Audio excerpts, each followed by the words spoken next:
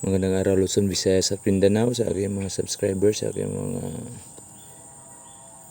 kapwa katiit sa iba't ibang sulok ng Pilipinas. Ngayon mga katiit ay nilinisan ko ang bato na naman mga katiit na nakuha ko doon. Nilinisan ko, kaya nga ngayon lumitaw na siya mga katiit. Mayroon na siyang mga katiit, mayroon siyang hiwa mga katiit. Ayan mga katiit, mayroon na siyang hiwa at mayroon din siyang ditso-ditso ang kanyang hiwa mga katiits.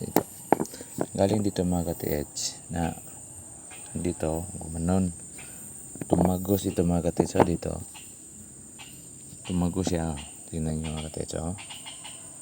Tapos malalim yan mga katiits yung hiwa niya, tumagos. Tapos dito mga katiits para siyang mga katiits, parang diamond marker mga katiits. Mayroon siyang butas mga katiits at mayroon dito ding hiwa ito at saka ito na diretso galing sa malaking slash na ito.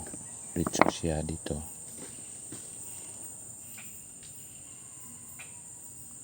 diretso siya dito mga katiits, at dito dumitso rin yung hiwa niya sa butas at saka dito. So hindi ko alam kung anong ibig sabihin yan mga katiits. At nang kinalit na ano ba yan, nang kinalitis ko, ang nangyari mga katiits ay mga katiits, ito palang dito sa gilid niya ay mayroong butas mga katiits, saka dito mayroong butas at saka ito na diretso sa butas na ito. Sa pagkilatis ko kanina mga katiits, ito siya. Ito tago siya mga katiits diretso sa butas na parang diamond na butas, at saka sa kabila ay tagos naman siya mga katiits. Ito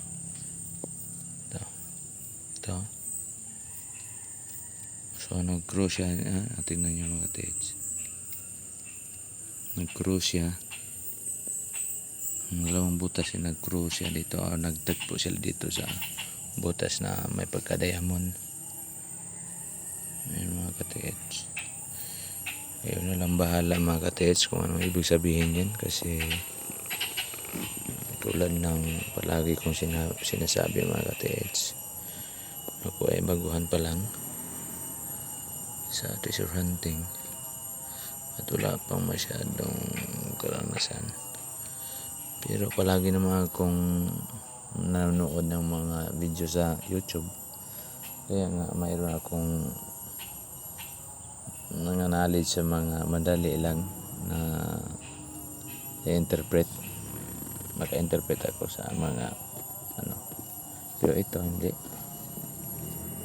talaga yan mga katiits.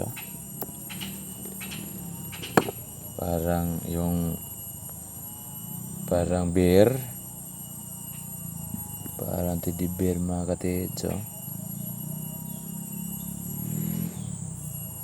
Hindi naman ito sapatos. Kung ano mga katiits, parang sapatos siya. Ganunin mo, parang siyang sapatos na may hiwa dito malaki na tumatagos naman o tumagos naman dito sa likuran, na kung saan mayroon din itong butas na diamond na mayroong hiwa dito at saka dito, at yung dito banda naman ay mayroong butas, may hiwa din pero at saka may butas. Dito siya mga katiits, sa gitna at saka ito sa gilid dito. Dito sila. Yun. So hindi ko talaga ito alam mga katiits. Pero sa tingin ko ay para itong teddy bear. Or ano ba? Parang ulo ng seahorse. Seahorse ba? Para nga mga katetso. Parang seahorse siya. At kung ganunin mo, para din siyang sapatos. So maganda siya mga katets. Maganda siya. Ito pa mga katets, mayroong quart. Ito, quart, no? Ito.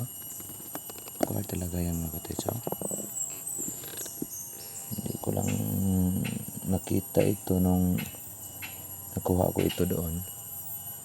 Kasi maraming putik. Sabi ko sa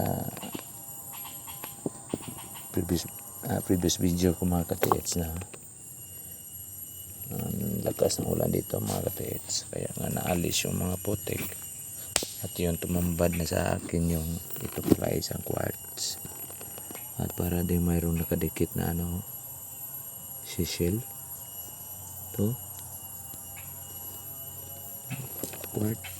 quartz to yung mga katets quartz siya mga katets at iba-iba ang kanyang kulay ito quartz siya may nabutas ito quartz to so okay siya mga katets, pwede siya pang display ng bahay, pwede madalhin ko ito mga katets para mayroon akong pang display ito quartz talaga ito at saka itong yung mayroon din ganito bato na yun nasa ilalim na coral ito kung ito tabasin ito, hiwain ito ng grinder ay yan maganda yan mga katets at saka ito quartz yan kikintab yan mga katets ito pag katingan ito ng grinder. So balik tayo dito mga katets. Ito ay para talaga siyang mga katets yung teddy bear para ding seahorse. Tingnan nyo para ding seahorse at yung kalaban ni Goku na pag maputol yung mga mga katets yung parte ng kanyang katawan ay kusa itong tutubo. Ang tawag niya yung puti na kalaban ni Goku ba yan? San Goku na pag maputol yung mga kamay ay tutubo pa rin siya. Putol, tutubo pa rin. Parang ganun. Teddy bear. Parang bear siya yung mga katets iwa tapos mayroon pa dito parang cross ay hindi pa rin cross kasi wala dito mayroon dito ito at saka ito mayroong hiwa ito pero wala dito. So kung mayroon lang sana dito ay cross na ito mga katets pero wala so yun lang mga katets, yung hindi pa nakasubscribe pakisubscribe at paki-like para palagi kayong updated sa mga videos ko. Salamat po.